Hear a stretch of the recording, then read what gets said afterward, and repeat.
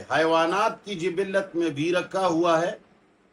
हैवानात अपने दीगर मादा हैवानात को देखते तक नहीं, लेकिन जब उनको ज़रूरत होती है और विलादत का वक़्त आ जाता है तो नर हैवान मादा हैवान के करीब आता है और वो उस तरीके से उसके साथ मिलता है और जिमा करता है जिस तरीके से बच्चा पैदा होता हो, और उस रास्ते से उसके साथ मिलता है जिस रास्ते से बच्चा पैदा हो रहा हो।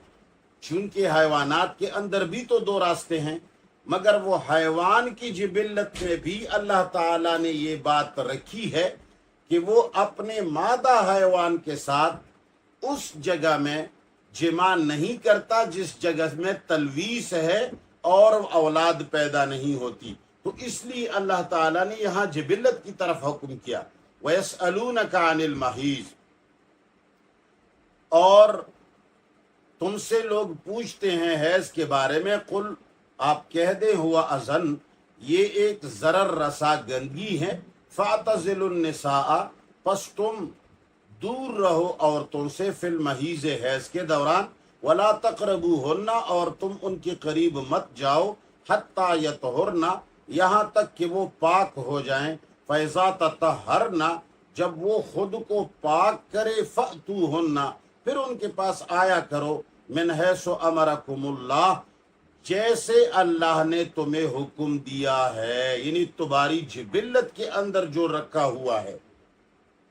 इन्नल्लाह युहिब्बुत तव्वाबीन, यकीनन अल्लाह ताला मोहब्बत करता है, चाहता है तौबा करने वालों को। अगर तुम लोगों से इससे पहली कोई गलतियां हुई हों तो उससे तौबा करो, अल्लाह तुम्हें माफ कर देगा। वयुहिब्बुल मुतत्तहिरीन, और अल्लाह ताला मोहब्बत करते हैं पाकी करने वालों के साथ, जो खुद को पाक और साफ रखता है, गंदगियों से दूर रहता है और तौबा करने में पहल करता है, तो अल्लाह ऐसे लोगों के साथ मोहब्बत करते हैं। निसाउकुम हर्सुल लकुम, तुम्हारी बीवियां तुम्हारे लिए खेत हैं, ज़राअत है तुम्हारे लिए, यानी तुम्हारी बीवियां जो हैं ये तुम्हारे लिए ऐसा है जैसे कि किसी खेत के अंदर कोई चीज़ तुखम बोया जाता हो। तो औरतें भी अपने शहवत को साकिन करने के लिए अल्लाह ताला ने बीवियां हमें नहीं दी हैं कि हम सिर्फ और सिर्फ अपनी पानी बहाकर और अपना ख्वाहिश मिटाकर उनसे मिलें, नहीं, बल्कि औरतों के अंदर अफजाइश नस्ल जैसी नेमत रखी हुई है जिससे अल्लाह ताला अपने बंदों में इजाफा फरमाते हैं। तो अल्लाह ताला फरमाते हैं ये तुम्हारे लिए खेती है, निसाउकुम, तुम्हारी बीवियां, हरसुन, खेती है, लकुम, तुम्हारी लिए, फअतू हरसकुम, लिहाजा तुम आया करो अपनी खेतियों को, अन्ना शिअतुम, तुम जब चाहो। इस अन्ना के बारे में बहुत सारे मुफस्सिरीन ने अन्ना का माना ये किया है कैफ़ शिअतुम, कि तुम जिस तरह आना चाहते। अब इस तरह आने से कुछ नाकारा लोगों ने नाकारा किस्म के रिवायात घड़ लिए हैं, इसलिए कि यहाँ माने में तब्दीली करके वहाँ रसूलुल्लाह सल्लल्लाहु अलैहि वसल्लम के नाम पर एक रिवायत दाग देते हैं। फिर लोग समझते हैं कि इसकी तफसीर तो रसूलुल्लाह सल्लल्लाहु अलैहि वसल्लम ने की है और किसी को जुर्रत भी नहीं होती। हालांकि रसूलुल्लाह सल्लल्लाहु अलैहि वसल्लम ऐसे बेहुदा तफसीरें नहीं फरमाते, ये लोगों ने उनके नाम पर थोपे हुए हैं। अब बुखारी के अंदर एक रिवायत इसके बारे में वज़ा की गई है कि इब्ने उमर से रिवायत है, लंबी रिवायत है, पूरी बात हमें सिर्फ मकसद की बात करनी है कि इब्ने उमर ने फरमाया कि ये आयत अल्लाह ताला ने इसलिए नाजिल फरमाई है कि तुम अपने बीवियों के पास पीछे की तरफ से आया करो। ए فی الادبار کا لفظ وہاں آیا ہے. اس کے بارے میں پھر فتح الباری نے اپنی تحقیقیں کی ہے، اس پر کافی مثالیں پیش کی ہیں، اور عمدۃ القاری میں امام عینی رحمۃ اللہ علیہ نے بھی بڑی تحریریں پیش کی ہیں، اور اس کے علاوہ 2 کتابیں بھی اس پر لکھی گئی ہیں پچھلے زمانوں میں. یہ روایت ایسی ہی ہے. بہرحال روایت من گڑت ہے.